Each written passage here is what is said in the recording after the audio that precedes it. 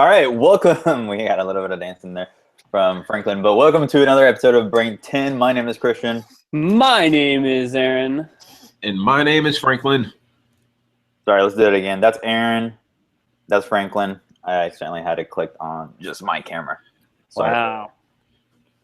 All right. Well, yeah, this is Brain 10, where we basically brainstorm 10 ideas twice per week, Tuesdays and Fridays. Today's Friday, so we're going to do what we always do on Fridays, which is talk about new tech products, services, maybe a little bit of social media news, what's coming out, and some marketing stuff. Basically, we're going to go through these in order. So I usually am the first one. So let's get started here right away.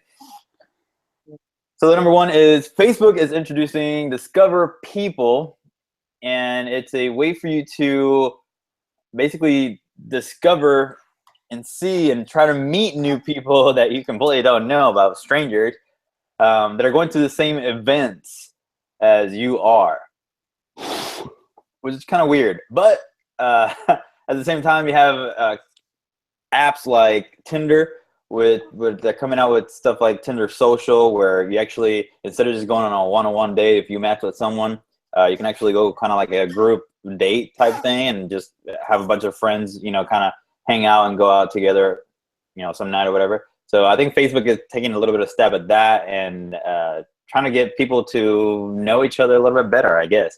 I think it's still kind of weird, maybe. I don't know.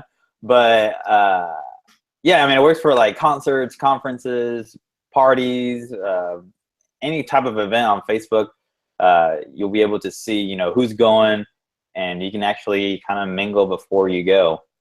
For something like a concert, I don't think it would make sense. Something like a conference, maybe like a social media conference or something, and I think it would make sense that way to actually meet some people that are going. That'd be cool. But anything else, maybe a little bit weird. Yep, I agree. Like, what would you do if someone approached you and just like, hey, I saw that you're going to this Wiener Fest? I don't think I'd be going to a Wiener Fest, but like a Wiener Dog Fest. Okay, there you go. That's good. Like, hey, I saw on Facebook that you're going to how I don't know you, but yeah, I'd probably run from that person. Right. Well, I probably wouldn't run from them, actually. So I don't know. I think it'd be interesting. If it was a business person that I knew that was going to go there, I would probably like, hey, yeah, definitely. I saw you own a marketing company. I own a marketing company. We should definitely collaborate. I like the work that you do. Like, yeah, conference makes sense. Concert, weird. Like, hey, you want to be my mosh pit, brother? Yeah, awesome. Like, no. Or let's go sit on the grass with each other at this Dave Matthews concert. Like, no. That's just weird. Yeah, agreed. Yeah, the conference, yes. Business to business, I think that's absolutely true. I think that's good. But all right, so let's move on here. I will go second. Number 2 is called Memory, and it is awesome. It is not out yet, so make sure you sign up for the beta. It is an intelligent timeline to find out what you did through the day. Like, did you go on a run? Did you work on this document? Did you go on a date? Like, it keeps track with multiple apps, and then it puts it all into one place, and it will tell you what's going on. Like, oh, you went to the office. You went to Starbucks. You had a weekly meeting. You created a new vector file on Illustrator. You uploaded this on Slack. You were on Facebook for 7 hours. You downloaded a roadmap. You drove to Kansas. Like, it just tells you what's going on during your day, and you're like, wow. Either I can get some time back, or at least I know where I'm at. It's kind of creepy, kind of cool. I'm leaning more towards the cool part, though. Yeah, but I really like the fact that you can, with this, it keeps up with you, so you can basically try to find like those spots in your day where you can eliminate the crap that you do, like that you do too much of. So yeah, I like this app already. Yeah, I like this app already. Okay, so I will go veer in a different direction. They just talked about like social media and then like apps. So I'm gonna go into my like actual physical product thing that I always sometimes do. well, always and sometimes don't go together. Anyway, so what I want to talk about today is it's called, it's a robot that will actually paint and draw. I can't remember the name of the actual thing really. I think it's it's called Line Us, like Line-Us. It's a little robot with a drawing arm, pretty much. It's a robot with one arm, and it will draw out and mimic whatever you draw on the application that's actually connected to an iPad. It's actually like a Kickstarter project right now. So I guess you can say it's still in development, but the Kickstarter has only been up for 26 days. And their initial pledge goal was like 48,000. They've already like exceeded that by pretty much double. Right now it's at 89,000, and it will do everything from mimic what you draw, mimic what you paint, and there's also some video of it actually doing well whenever it comes to like color selection and actually painting with a paintbrush. This thing has the ability to lift up and down so that it can actually, like, I guess you can say, like, lifting up and down actually gives it the ability to pinpoint like the amount of pressure that needs to be placed to make lines darker whenever you're drawing with a pen or a pencil, or the width of the brush strokes whenever it comes to weight, to actually create what it needs to create whenever it comes to like the visual aspects of brush stroking whenever it's painting with an actual paintbrush.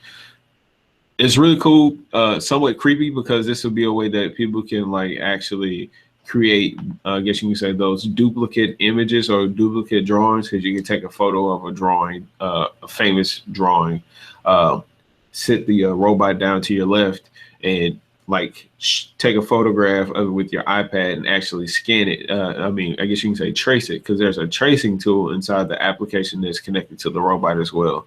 So pretty interesting. Pretty, I guess you can say, like advanced and forward moving. I like it. It's cool, but it's like a like a printer. I don't know. I guess it would be cool if you could do. I know they have examples here, like someone making like postcards. It would be cool if you could like kind of replicate the same postcard over and over, and sell them. I think that would be cool. But it's so weird how it just traces everything in real time. Okay, so the next one is another social media update news testing. Basically, Instagram is testing the ability for you to share multiple photos in one post. And you've probably seen this on some advertising on Instagram, where it's sort of a carousel of images. And I like the idea behind this. Some people are arguing that it's kind of like ruining Instagram, or it's not going to be Instagram anymore, because Instagram is just about posting that one picture. But this will basically allow you to do a little carousel right there within that one post. I think, Franklin and I were talking about this and how it would affect us and how we do, for example, like the quote or our educational post. That will be a good one. We'll be able to actually do the title for the educational post, and then you swipe and you can kind of get more information, a little bit more detailed information on that particular educational post, which is really cool. And even for like photography, because I know, Franklin, you usually post 3 images for one shoot or something. It would be cool to just kind of see a little bit more images of, and even people posting about their products. You can see various angles of the same product or different uses or whatever. But I like the idea behind this. Apparently some Android users are able to do this right now. They're saying that it's very small numbers. So I guess they're just really testing it right now. There's a couple of screenshots online where you can actually see it in action, but that's about it. There's no other news behind this. It's just basically they're trying to test that. So we might see it, we might not see it, but I think it's highly likely that we will. I'm excited about it. Yeah, it's good for us because we get to try new things and see what works. But yeah, for companies that have products, that's absolutely like food, especially like, ooh, this kind of cupcake or this kind of cupcake. Yeah. All right, so let's move on here to number 5. This is one of those words that I don't really know if I'm saying it correctly, but it's Noj or Nuge. I don't know. What it does, very simply, anyway, it's not completely finished, but you can plug in your email address, and then you'll create a custom links address. So anything that has to do with I don't know why Christian's smiling. What are you smiling for? Oh. Too many Googles? I don't know what's going on. Anyway, no, I don't know how you say it. Anyway, you can create your... I was muted. But basically, Franklin had that for number 6. That exact same one. Yeah. You just didn't see it. So he's now changing it to something else. Oh, I just saw there it says Google tackles internet final frontier, but I didn't see anything else. He just changed it after you started talking about it. Oh. Yeah, okay. I literally just changed it. Okay, also I didn't. Okay. Well then, hey, we can combine this. What did you think about it, Franklin? I actually liked it a lot because like I'm really big on like the I don't know why, but I'm just fascinated with email engines and things that have to do with like checking your email and being able to combine all those like different clients.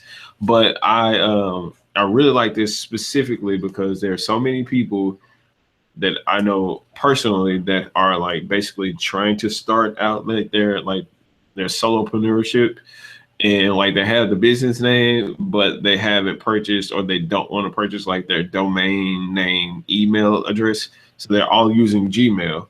This right here would help them a lot. And I absolutely hate that. Like you have this business name and then you say like, email me at gmail.com. It just doesn't come off as legitimate. It just doesn't. No. But worse than that is Yahoo.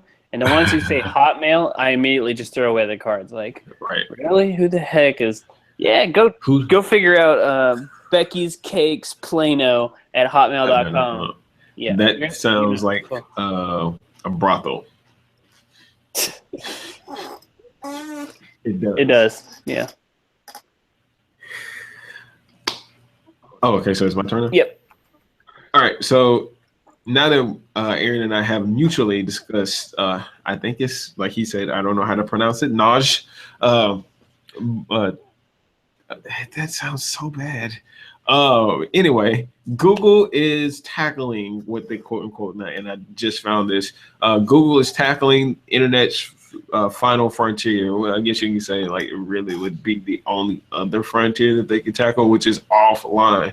So let me go back to the article for you guys, and I will tell you what it says.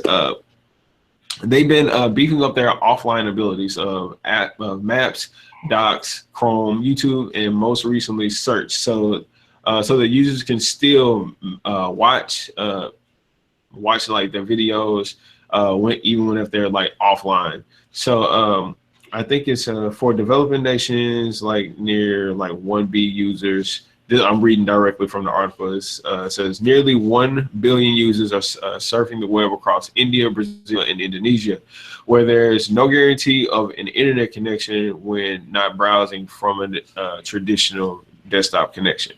So I'm actually pretty excited about this specifically because it gives you the ability to like always have this at your disposal, especially whenever you're doing stuff like what we do all the time, which is research different information and trying to find out different information. And I know whenever I go to Higgsfield, oh my God, there's barely ever like sufficient enough internet and a sufficient enough internet connection for me to keep at all times.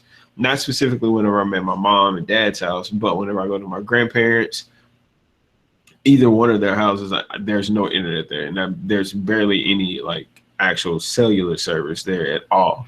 So like whenever I'm off and I'm working remotely, this right here, this feature, especially with Maps, trying to find different places in remote areas where there isn't, like, I guess you can say, cell service to like find your way back, then like this is something that I'm actually excited about Google doing.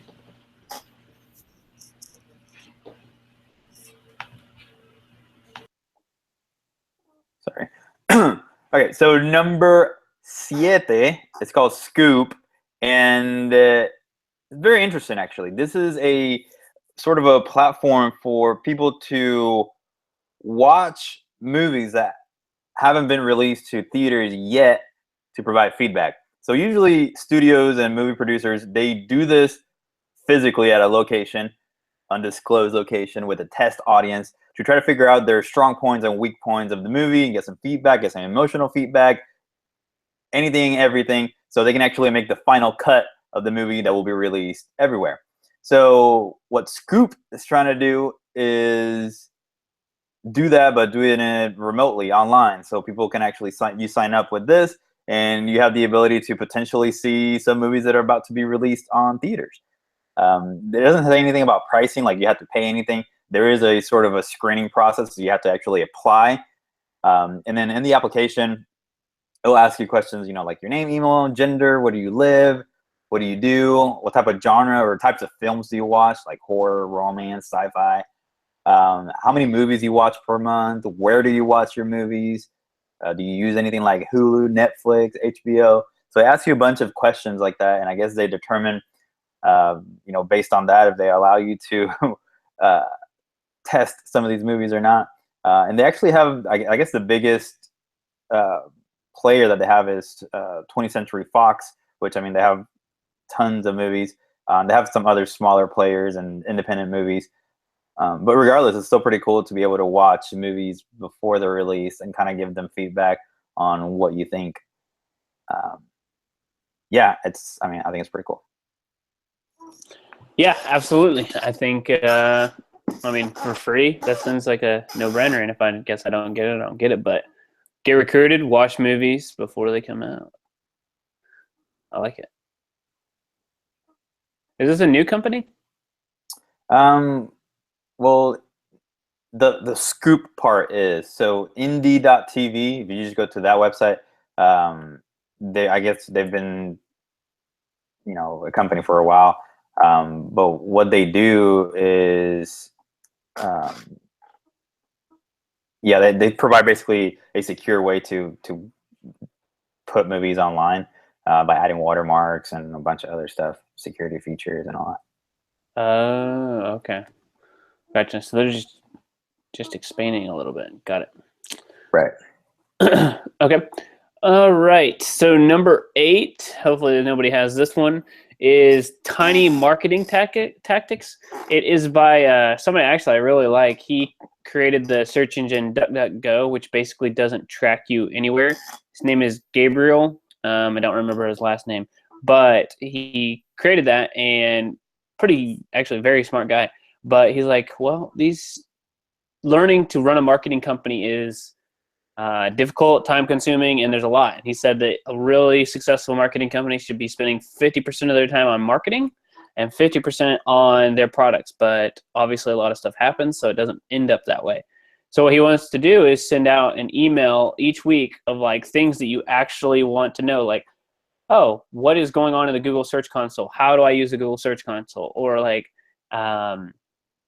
they give other examples, but they're just small marketing tactics that you can use and do and complete quickly, and they don't take a lot of time, and they do have a big impact. So I thought it was pretty cool, and it is like $200. He does have some free tactics, but each year they do. He gives away a tactic each week plus bonus for like $200 a year. So.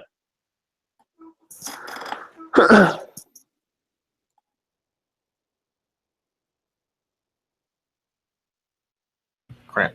I couldn't get my button unmuted. Sorry. Yeah, that I put it in my phone, but I'm definitely going to bookmark that one. Like I always thanks to you guys. I love the fact that like especially, yeah, go ahead and give yourself a pat on the back. Doing things getting like information like that. That's like how I find out about the Google thing. Signing up for like newsletters that actually are going to give you some viable information in your space, which is something that I like a lot. And Tiny Marketing Wins. If there's a free version of it, I'll sign up for it because definitely can't afford the $200 a month. That's just can't do it. There is a free version. Awesome. Thank you very much. I will sign up for that. Thank you. Immediately. Thank you. You're welcome. Now, my turn. I'm moving on. And Aaron, this is something that would have come in handy when we went to meet with the lady last week when we were talking about like tracking miles. Like this is called, the name of the app is called Capsule AI. It's a travel tracker, and it keeps up with your every move, and it tells you where you went, how long it took you to get there, and it tracks it tracks out your entire day, all in one application that's on your iPhone. Yes, on your iPhone. And like I said, like it's like just like a really, really short bit. I downloaded it just now because like if there's some things in my day that I can cut out that involve travel, I want to kind of try to cut that down, especially when it comes to gasoline consumption in that big truck of mine. But yeah, just really short and sweet, man. Like I really like it a lot because like if you need to, let's say for example, if you lost something during the day and like you're trying to rack your mind around like the places that you've been, places that you've stopped, this would be one of those applications that you can like pull it up and go through a list from January 14th, 2017, and actually scroll through and say, I bet I left it there, or if you couldn't remember the address to a cool place where you could have met with someone or you met with someone somewhere, you can always correlate that memory with the actual destination, the place where you were. So, yeah. That's cool. I wonder how much battery it uses, because I mean, I'm guessing that thing is like just running in the background constantly. Yep, that's the same thing I said. But it's still pretty cool, and I mean, just looking at the screenshots, it looks well made. Looks cool. Okay, so my last one, number 10, is called Love, and it is a turntable that is kind of smart. But okay, so what it did was basically I watched the video and the guy was like, well, instead of making the record go around, let's make the needle basically go around the record, which I don't know, it's whatever. But it's a very minimalistic design, and it looks sleek and really modern for something that's really old and outdated. But record players, vinyl record players are making a comeback thanks to all the hipsters. Shout out to the hipsters. So they've created this Love turntable that allows you to basically play them, and it's controlled by your phone. And I mean, it looks really sleek. You can get it on Kickstarter right now for $319. That's a lot of dollars, but it's still really, really cool. And what was the other thing? Oh, it obviously uses Bluetooth and Wi-Fi to connect to your phone and then to speakers. Dude, I'm sorry, I didn't mean to interrupt you, but that right there made me want to go buy records. I have a record player in Higgsfield that's like stored somewhere. Don't say anything, I know, because both of y'all are going to say that I'm a hoarder. And I know it in my soul, and I'm trying to work on it. That's part of Aaron. Told you to stop it. Yeah, I want to go get my record player now. Thanks, Christian. Dude, I mean, I've been wanting a record player forever, but this thing is just awesome because I don't know, it's just very modern. I love it. It looks super sleek. It looks like a pebble that's just floating around on top of her. Yeah. Yes. Anyways, yeah, I'm done. All right, number 11, coming in with number Gmail. All right, so I found this. It's just called Templates for Gmail, and you can create templates. It's just a Chrome extension. Probably could have used this, and I probably will use this actually on another episode of our show. But you can create a template for like sales template, inquiry template, whatever it is. If you send a lot of the same emails, you can create templates on Gmail, and it's very quick, very fast, easy to use. And it makes more sense for us now whenever we're going to switch all of our stuff over to G Suite. So I don't know, thought it was pretty cool. So, and it's free. So I always like to share that part of it. Now, the templates are just basically text, right? It's not like you're building a MailChimp like with images and stuff. It's more to build. Okay. That's still really helpful. Right, exactly. If it's the same freaking thing, like somebody signs up for our show, Tip for Tip, like, oh, thanks for your interest in Tip for Tip. Here you go. Exactly. You have to just change out their name and change out the thank you. And if you want to put the date in there or something like that, you just change it out. It's perfect. I think Gmail reads HTML, so you may even be able to put like brackets and put like their name or something and then have it sent that way, I think. But maybe not. If not, at least you just have to change out their name. You just helped me realize that I'm more fascinated with integration of applications that aren't built by the same company than I am anything else. Yes. Good job today, Aaron. I'm copying and pasting that right now. I just added that Chrome extension, and then I was like, dang, I have a lot of extensions, and I counted them. I have 24. That's insane. I need to get rid of some of those. And now you're just as bad as me with my tennis shoes. Right. Dude, it's like no matter what, every time we do a show, we always end up with like the same amount of Chrome extensions. I have 24 too. Oh, really? Yeah.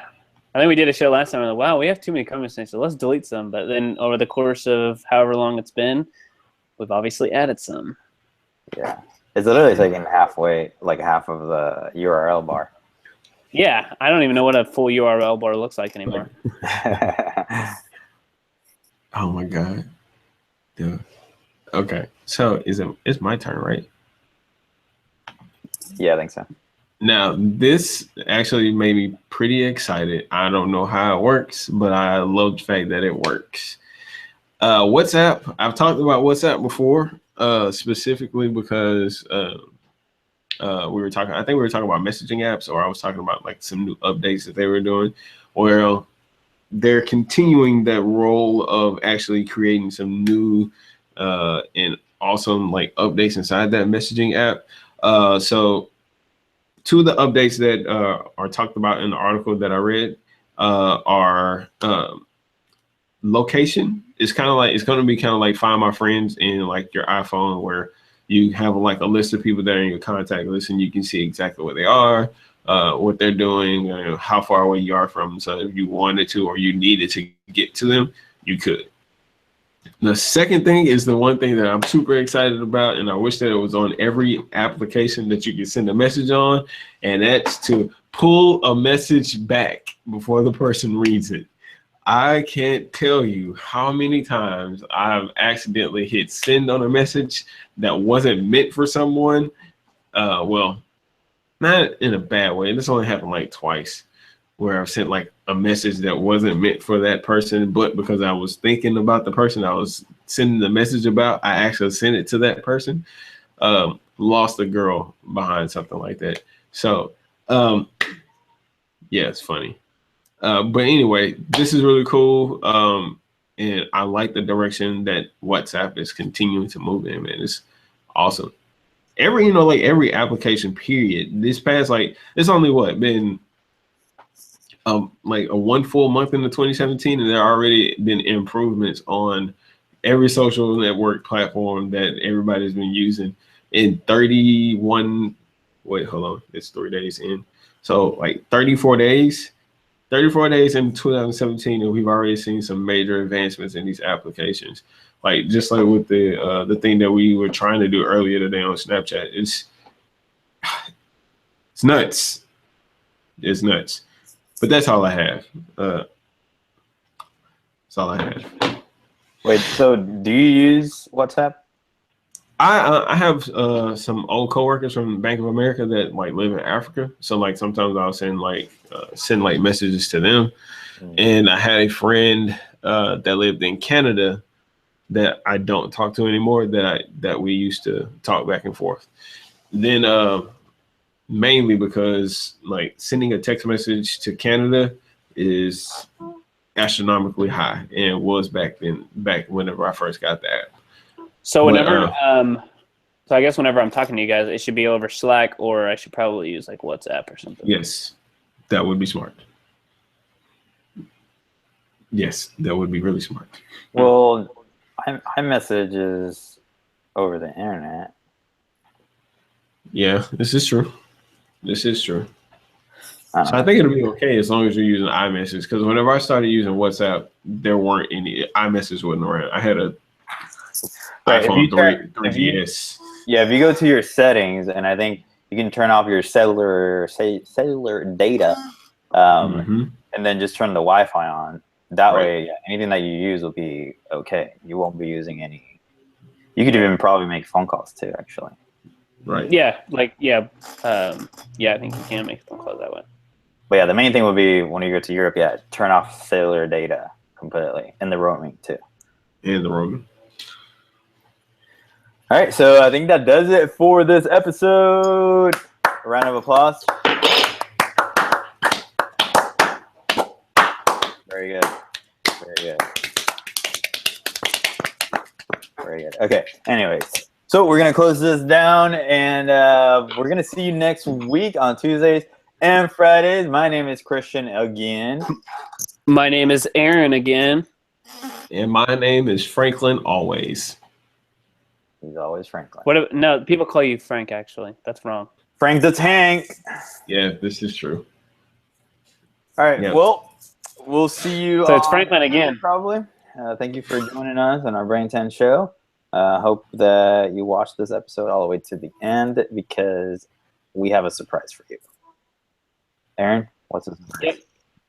The surprise is we are going to be moving to a podcast on April 1st. And if you watch this, you should subscribe to this so we can tell you about the podcast. That's a pretty cool surprise. Right. Awesome. All right. Well, see you guys.